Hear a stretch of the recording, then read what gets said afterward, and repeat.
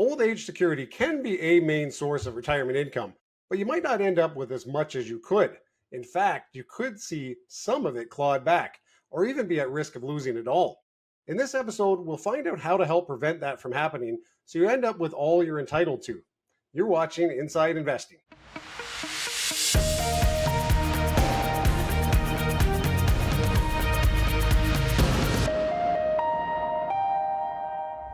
Hello, everyone.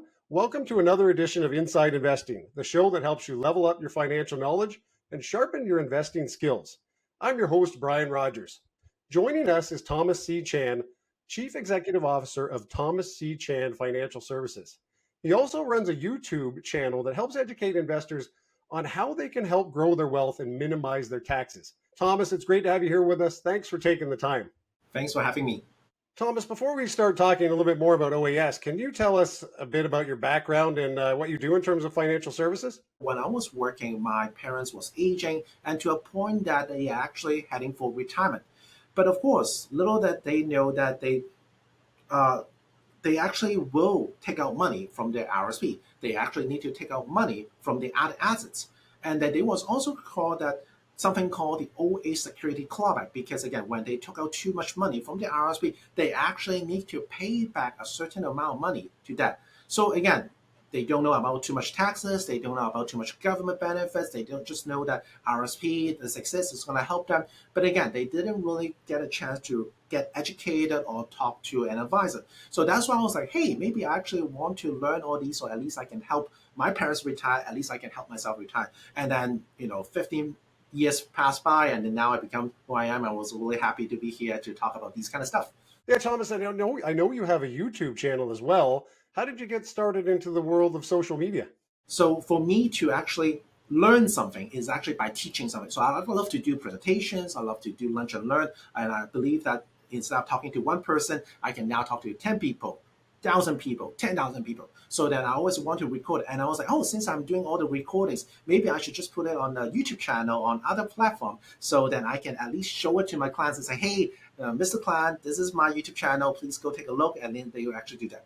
And then fortunate or non-fortunate, then, of course, 3 years ago, COVID happens. Everyone stays at home. So then everyone got a lot more time to actually, to scroll their phone. So that they actually come to my channels, and I was actually able to present some of the things. And then fast forward, 3 years later, then now majority of my clients is actually coming from online, because now I remove the geographical barriers that not just we can talk to people in our neighborhood, we can talk to people in other province, into for other maybe we can actually talk to people in the US as well too if they need it. So that's something that I'm really quite proud of, and really also think that it's quite fortunate that we are living in this era.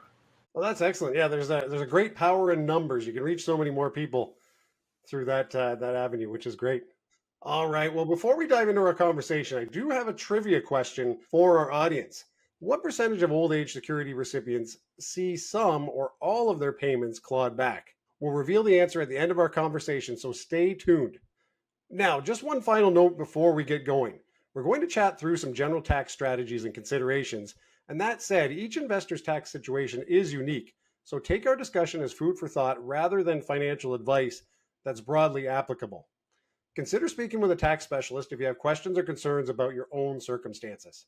With that out of the way, Thomas, let's get into it. I've got some great questions lined up. Are you ready? I'm ready. All right. First off, let's get a little background on the Old Age Security OAS program for those who may not be familiar. So what is OAS and what does it aim to provide for Canadian retirees? For sure. So in Canada, I always say that we have the three pillars for our retirement government program. So we have something called the CPP, which stands for Canada Pension Plan. We have the OA Security, which is OAS for short. And we also have the Guaranteed Income Supplement, GIS for short. So each of them actually have different qualifications, but together is actually want to help Canadians to have a minimum retirement benefit. So at least they can actually fund it for their basic need. So if everything plays out right, in general, all CPP and OAS add together, it should be roughly around $1,800 to $2,000 per month. But of course, keep in mind that just pre-tax. Of course, those both benefits are taxable, so we actually still have to pay a portion of the money back to the government as well too. Who is eligible to receive old age security? It has to be Canadians who live in Canada for more than 10 years to a maximum of 40 years, starting after the age of 18. And also, you get to qualify for this OA security at the age of 65. And of course, you get to choose to delay that, which again, we're going to talk about it in a bit. But the idea is that you can start getting this OA security at age 65. And pretty much, again, depending on which year in 2024, it's roughly around $720 per month. And of course, if you live in Canada for 20 years, for example, then you only get half of it.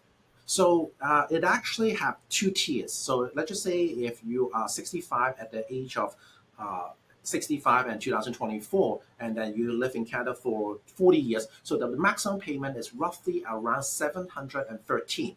And if you're age 75 and older, you get a little enhancement, which I believe at right now is around $786 per month. Why would OAS payments be clawed back? What's a possibility, or what is the criteria where they are going to be clawed back? Can you help us understand that? If you are rich enough that once you pass a certain threshold, you pretty much are self-sustained. So I want to collect some of my benefits back as a government. So that's why a long, long time ago, the Canadian government already has something called the income threshold. Once you pass that income threshold, then I'm going to start collecting 15% or 50 cents on every dollars that I give it to you. For example, right now in 2024, I believe the clawback is roughly around at $90,000. So once you go through that $91,000, then pretty much every dollar I actually would take back 15 cents. So for example, let's just say if I make $95,000, the clawback stands at 91. So difference is around $4,000. So I'm gonna claw back 15 cents, 15% out of that $4,000. So again, the higher the income, up to almost $145,000, I actually will have returned the full benefits back to the government. All right. No, I'm glad you clarified that as well, because some people, if you haven't thought about it quite yet, there's this old age security, OAS. We hear about these acronyms all the time, but many people may not have realized that that is something that could be clawed back or that you could lose based on income. So I know that's going to be a common thread through what we're talking about today. In your opinion, how worthwhile is it to build a financial plan with the aim of avoiding OAS clawbacks? Yeah, definitely. I think it's a big, crucial topic that the retiree should talk to their advisors about this, because imagine you've been actually entitled for this amount, especially in 2024, is roughly around $720 per month. So if we didn't plan accordingly, let's just say if we sold a property, which we're going to talk in a bit, that all the capital gain will add it towards the income, and therefore the next year pretty much all the OAS is actually giving back to the government. So that's why it is important to make sure that in your finance, in your retirement planning, are you planning when are you taking the money out so you can avoid the OAS clawback? I'm sure everybody wants to know is what can a Canadian retiree do to increase the size of their OAS payments? Each year, if you delay that, you actually get a 0.6% or 7.2% annually guaranteed. So the later you get, let's just say at age 70, you pretty much get 36% more compared to the age of 65. So that's why it's also really important to understand that, okay, should I get my CPP early? Should I get my OAS early? Should I get later on? Because it's all tied to your other assets. Because again, in my philosophy for retirement, we should have three pillars. One is the government benefits, which is the OAS CPP. The other one is your company's benefits, such as like group RSP, pension plan, and the other one is actually coming up from your personal saving. So all together should provide a good net of X for your retirement. All right. One thing that I think a lot of people ask as well is, do I need to be employed? Like, is it possible? You said you have to be a resident of Canada for a certain period of time. Like RSP contributions, you have to have, an income before you can contribute. Is it the same type of thing with OAS? Does it work that way? For the OAS, it's actually a little bit different. It is not your employment related. So, for example, as long as you stay in Canada, then you're entitled to get a piece of that OAS, and there's no contribution needed. You don't need to pay for. You don't get deducted from your paycheck into your OAS payments. It's the benefits pretty much is offered by the government. And you mentioned something else that we just brought in the conversation, CPP, which is Canada Pension Plan. Can you tell us, like, what are the key differences you would want to know between those two, Thomas? For sure. So CPP, again, it stands for Canada Pension Plan. It is an employment-related, I'll call it the additional retirement plan for your retirement. Again, for CPP, so it's actually in order for you to start getting payment, you can get it as early as age 60 based on today's standard. Now, for OAS, you can only get as early as age 65. So that's a key difference already. Now, for CPP, also might affect your GIS payment if your income is actually above certain threshold. But OAS does not count as one of your GIS calculation. So that's a key difference in here as well too. Now, at the same time, back to the CPP, that you will count the best 39 of your employment years. Versus for OAS is actually as long as you stay in Canada for more than 10 years, you get the minimum, and if you stay more than a maximum of 40 years, then you get the full benefits. And keep in mind that both the CPP and the OAS can also be delayed. So it's not just the OAS has the benefit that you can delay to age 70, CPP can also delay it to age 70, again, depending on the situation that you're getting in. Because again, if you have too much CPP and if you have too much RSP and you have too much pension, it might claw back on the OAS. You brought in another element, another acronym. Remember, us bankers and financial people, we love our acronyms. I heard GIS. Can you explain what that is, Thomas? So GIS is a guaranteed income supplement. It's designed to help low-income families to make sure that they meet the ends. So again, providing extra. So again, if let's just say if it's an individual person, if your income is less than roughly around $21,000, you can actually entitle to some additional payments as a GIS attached to the OAS. So again, the more the income that you're closer to the zero, the more GIS that you actually can make. So let's pretend that you have no CPP, no RSP, no pension, no investments. So your income is literally zero, that you can get additional of roughly around $900 extra from the GIS. So plus the OAS should give you around $1,500 to $1,800 per month. All right. I know one of our other guests, Reese Martel, is one of the guys he talks about retirement with us. And he says, oftentimes that's a great problem to have if you have that high income, right? It may not be the worst problem in the world having that really significant income in retirement. But at the same time, I've even heard you say, if you're entitled to some of that money, you want to receive that. So let's hear a little bit more about some ways to help avoid it being clawed back. The first strategy on your list is to take CPP payments early instead of delaying them. How might this help protect OAS payments from a clawback? For sure. Again, CPP actually can decide to take it out at the age of 65, or you can actually take it out earlier. Now, of course, the downside for taking it out earlier is that you actually get the benefit much lower as well too. So you actually get 36% less. But the reason why we might suggest our clients to take it out earlier is because since the taxable income is lower, so at the age of 65, it will has a lesser impact on that taxable income, and therefore the OAS will not get clawback. Even though you get the CPP early at age 60, but if you invest it well, technically you can do the break-even years at the age of 74. What happened when we pass away, right? Knock on wood, when we pass away, pretty much that sure, the CPP and the payment may be able to transfer to the spouse, but they actually have quite a limitation. In my experience, usually the spouse can only get a little bit of the CPP. So in other words, that let's just say if you get it at age of 65, you kick the bucket at age 66, then all the contribution that you give in a long, long time ago is all most of the money goes back to the government. So depending on the life expectancy, depending on the debt, depending on the retirement benefits, depending on the retirement planning, that's why it is really important to talk to a financial professional, to talk to your tax accountant, to make sure that it all makes sense. So it's all about the taxable income, and related to the timing of the CPP is the first tip we're looking at. So there's some food for thought there related to your Canada pension plan. The second strategy on your list is to prioritize investing in a TFSA rather than an RSP. So as an individual nears retirement, how might this help keep a bigger slice of OAS payments down the line? Yeah, so depending on the client's income level, right, by putting into a tax-free saving might be more benefits. I always say RSP and tax-free saving is like left-handed and right-handed. RSP, it gives you a tax benefit right now, but any growth in the future might 100% subject to taxes because we have to take it out. Tax-free saving is the opposite. even if you do the contribution in your tax-free saving, do not give you the tax benefit right now.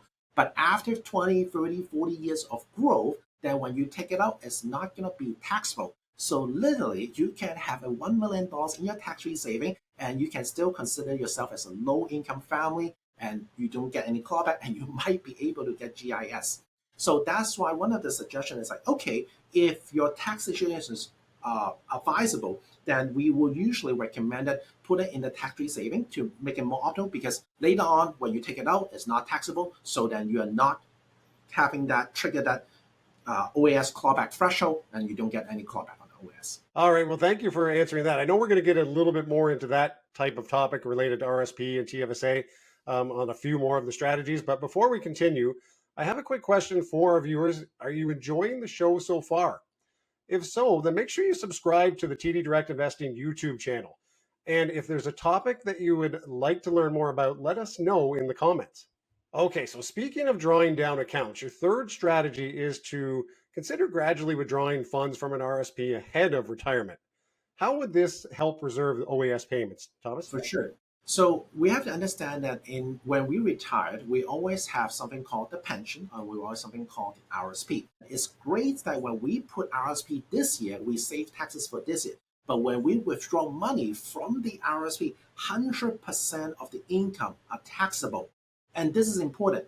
And because also we have another thing called at the age of 71, you're forced to take out money from the RSP, or you are forced to convert the RSP to something called the Registered Retirement Income Fund, standing for RIF, so that you are forced to take out a portion of the money out.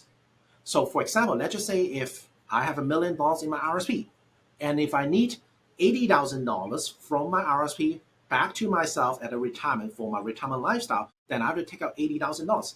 Remember, right? $80,000 100% taxable, plus the CVP, let's just say even as like $1,000 per month, that's $12,000 per year. Together, it's roughly around $92,000. So it already almost triggering the OAS clawback already. And that's just $80,000, right? Imagine, let's just say if you need more, especially in major cities like Toronto, Vancouver, the expenses are quite high. And we also need to pay property taxes and other stuff as well too when we retire. That's why maybe, okay, one strategy is like, depending on how much RSP, maybe we will actually take a bigger or smaller amount in the first 5 to 10 years, so that at the age of 71, when we're forced to take out as a RIF, then we also can mimic. At the end of the day, it's all number games. It's just that you just have to know the rules and numbers so that you actually can plan it better, so you can keep 100% of your money in your pocket. Now, you feel investors should generally delay converting an RRSP to a RIF if they want to preserve their OAS payments. Why is that? Once your RSP converted to RIF, you cannot convert it back. So now you're forced to take it out from your RIF every single year, whether you like it or not. So that's why my suggestions, depending on the situation, usually 8 out of 10 times, I will suggest the client to delay the RSP as late to age 71, and then to get the money back out at age 72, so that he can use those 5 or 6 years to plan better for the retirement. So then again, back to it, to make sure to optimize the retirement benefit to avoid the OAS clawback as well. All right, yeah, that's a great consideration in terms of the timing of the RIF. Yeah, I like that. Now let's jump a little bit into a different topic here, Thomas, on the amount of retirement income you're going to need. I know this is going to vary for everyone, but in your experience, like, what's the sweet spot for a retiree's taxable income that balances the income received and the taxes owed? Yeah, so in my experience, I think many of my clients will find somewhere between $60,000 to $70,000 per person to have a sweet spot, because for $60,000, $70,000, roughly the tax bracket is around 20%. And imagine if a husband and wife, $60,000 for one person, $60,000 for one, that's roughly around $120,000. That's roughly around $10,000 per month. So I will say that that's pretty a good spot for retirement. At the same time, in terms of tax bracket, it's not too much. But of course, everyone's situation could be unique. So make sure, again, talk to your tax professional. Yeah, there's no rule of thumb that fits everyone. And like we said earlier, too, if you have more money and you're paying a little bit of taxes, it may not be the end of the world. Depends on what you're looking to achieve and the lifestyle and retirement as well. So, Thomas, the fourth strategy on your list is to consider selling income generating assets like rental properties or investments with significant unrealized gains before taking OAS. Why might that be helpful? Back in the days that maybe we're just doing properties as an asset accumulation. But when we go into retirement, we're actually going for cash flow in accumulation. So we actually need some of the cash flow back as well. But remember, right, when we sell our investment properties, there's something that will trigger, which is called capital gain. So let's pretend that I have this house worth $1 million. 10 years later, 20 years later, when I sell this place, it's like 2 million. So the profit is a 1 million, and half of the profit, $500,000, will be added towards my taxable income. So imagine, right, if our OAS clawback is threshold is only at $90,000, $100,000, then adding that $500,000 capital gain tax will already wipe out all the OAS clawback.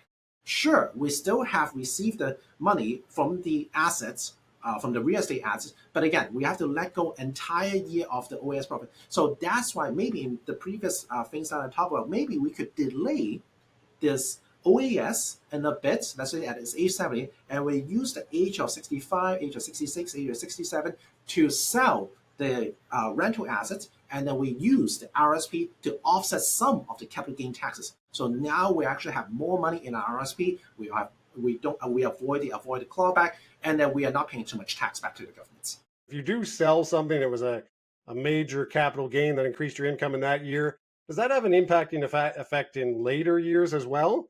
Or is it just affecting that one individual year when it comes to clawbacks? Yeah, so if it's just asset, for example, let's say real estate, or let's just say you have a certain stock that you want to sell, it's just going to impact on that single year because you sold the assets already. Then, of course, on that year, you pay the taxes, and then ongoing years, then it will not affect your OAS clawback. Okay. Well, thanks for clarifying that. All right, we're on to the fifth strategy that we'll cover, and it's to take advantage of income splitting with your spouse or common law partner.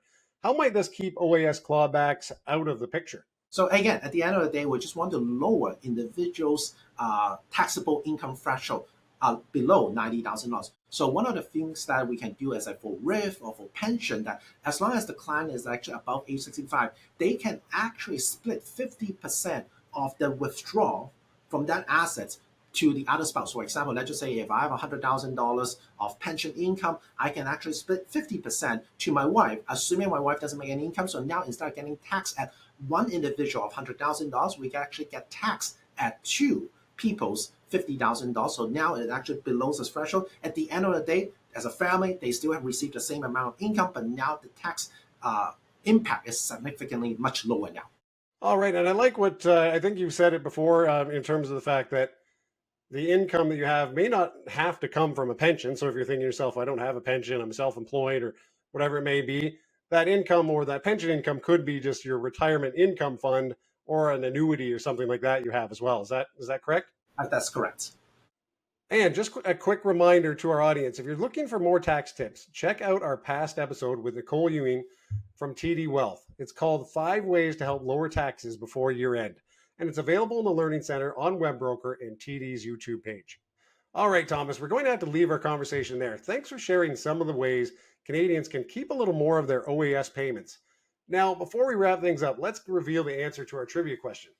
As a refresher, the question was, what percentage of old age security recipients see some or all of their payments clawed back? And the answer is roughly about 8.3% of old age security recipients saw some or all of their payments clawed back, according to data from Statistics Canada. That's a little more than 500,000 Canadians who received OAS. Thomas, what do you think about that statistic? Is that something that you run into a lot with your clients? Yeah, actually, in my experience, it's actually more common than we all thought. The reason why is because real estate compared to 10, 20 years ago actually has significant booming. So again, if they have investment properties and right off the bat they sell it, which they didn't know, and then pretty much that got clawback. A and B, again, compared to 10, 20 years ago, the investment market, when I talk about investment, like stock market, mutual fund market, the real return actually was significantly more because, again, more people get more educated. Instead of just putting everything into a savings account, they put more into the investment. So now with 7, 8, 10% real return, the projection was supposed to be $500,000. Now it makes it to $700,000 to $1 million. It's a good problem, but at the same time that because of the RIF withdrawal, minimum withdrawal, it forces people to take out more. And lastly, obviously, with the inflation, especially with what happens in the last 3-4 years, inflation oil prices, inflation prices all went up. So then people actually have to think more than what they need to do to pay off the taxes, to pay off the means. But at the same time, that again, they all trigger to that income threshold, so then they have to give some back to the governments. All right. Yeah, and once again, we both have said this today too. Is it's not a terrible problem to have if you have a lot more money, but if it's something you can plan for and strategically look at on getting that OAS, if it's possible and you can eligibly receive it, then you might as well try.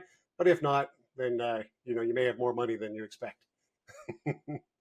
All right. Well, thanks again for joining us, Thomas. And for those in our audience, make sure to register for our upcoming live webinars and check out our library of on-demand content available in the Learning Center and on our YouTube page.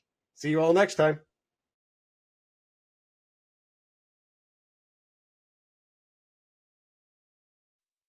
Have more questions? Check out the links to the right and in the description below.